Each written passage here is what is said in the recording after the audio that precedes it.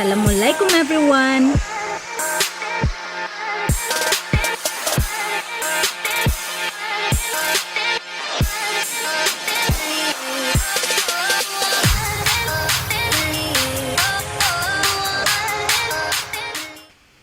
Hi mga palangga! I'm back!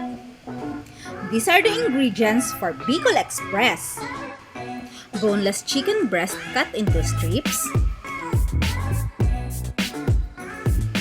2 cups of coconut milk, red onion,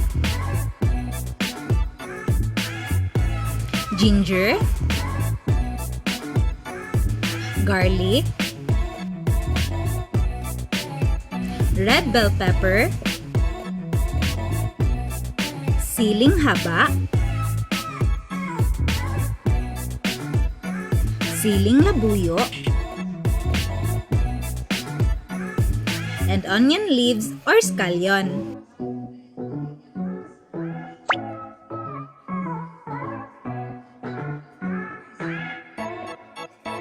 First, cut the top and bottom, then peel the onion.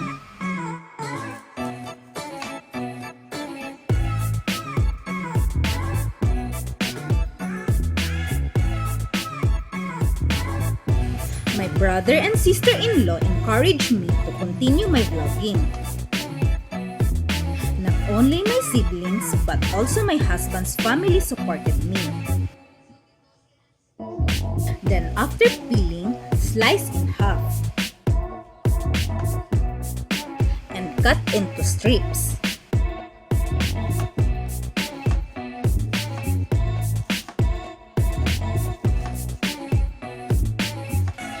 This is my first vlog in 2021. Happy New Year, everyone!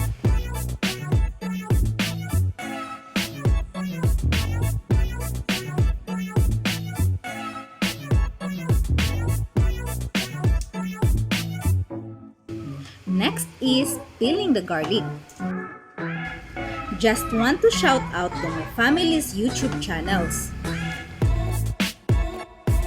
Ravi Jade and Julie World Cooking. Please subscribe to their channels. To those who want to be mentioned, just comment below.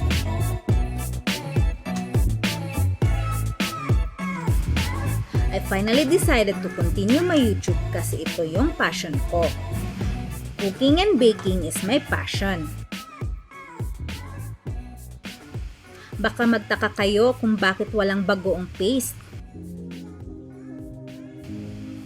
Bawal sa mga kasama kong high blood. Then cut into mince. Yung manok pala ay nakat ko na into strips. Gamit ko ay chicken breast.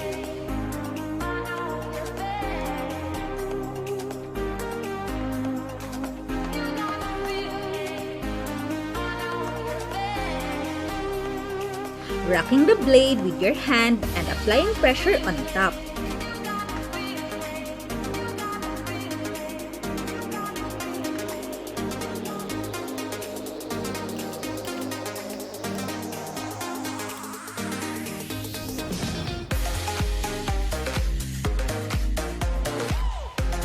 Next is ginger. Use a spoon or knife to cut and peel the ginger. Natutunan ko magluto before I was in high school. Homemade spaghetti yung natutunan ko from my adoptive mother. Then finally, I decided to enroll culinary school year 2013. Nag-enroll ako sa Davao. Name ng school ko ay Center for Asian Culinary Studies, Davao Branch. Break off the amount of ginger needed. Set the flat side down on the cutting board to steady the ginger. If slicing into disc, just slice widthwise. I graduated and received my diploma in Culinary and Pastry Arts program.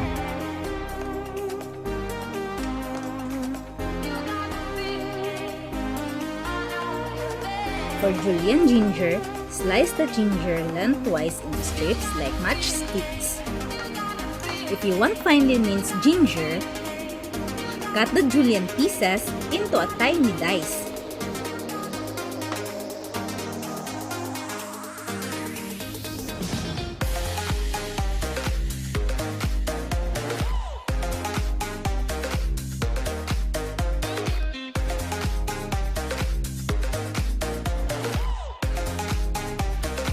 Slice the very top of the bell pepper. Cut into your desired size of pieces.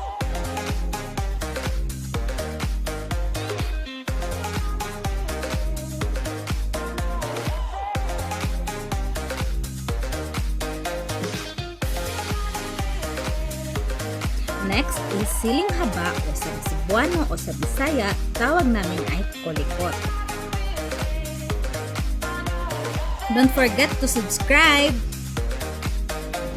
Then click the notification bell for more updates.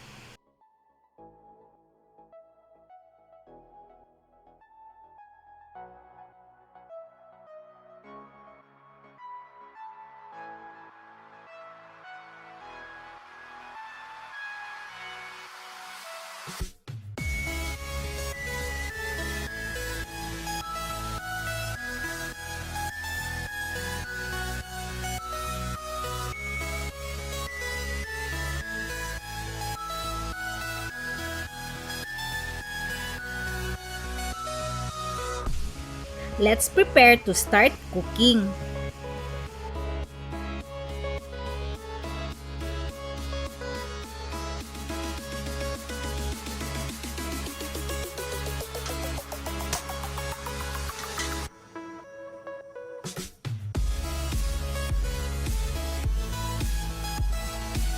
Maglagay ng 2 tablespoons of oil.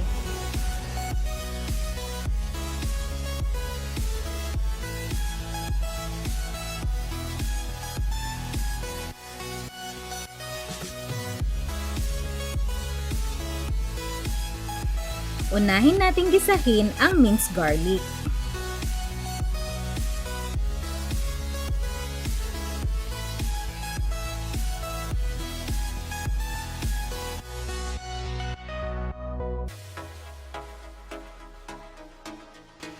Kasunod naman ay yung ginger.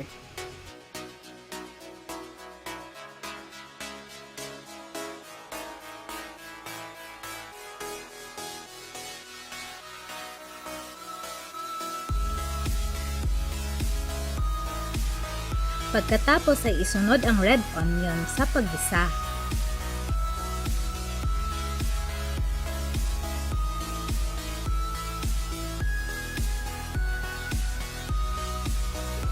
After maggisa ng bahagya ay ilalagay din natin ang bell pepper, siling labuyo at siling mahaba. After 2 to 3 minutes sa paggisa, ilalagay na natin ang manok.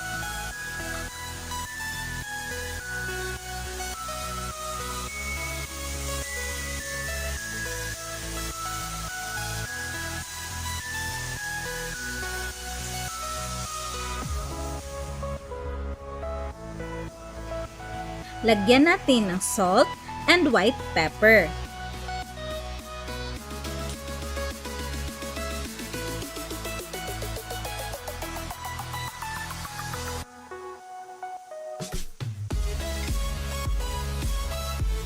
Tsaka haluin ng mabuti.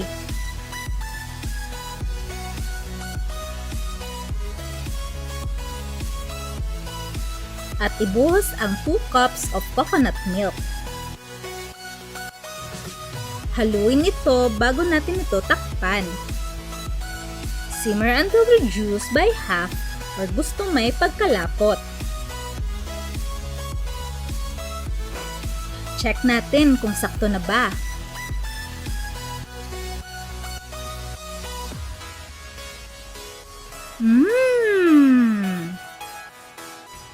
Niya kapita-pitaam!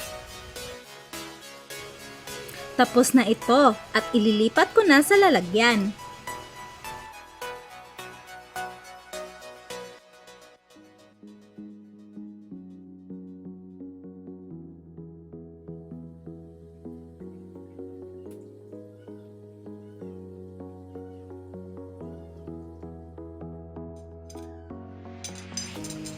I'm not into rice now kasi nagkiketo ako but not so strict. Kaso masarap talaga i-partner sa ulam na ito.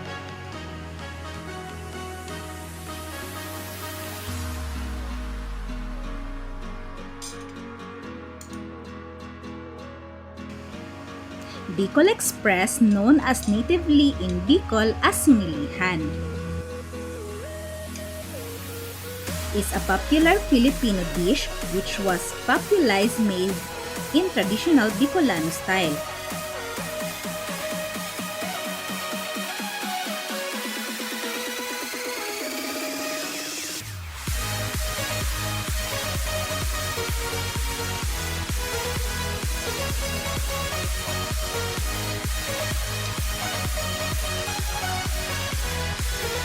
I hope you like it and learn something from my yummy dishes.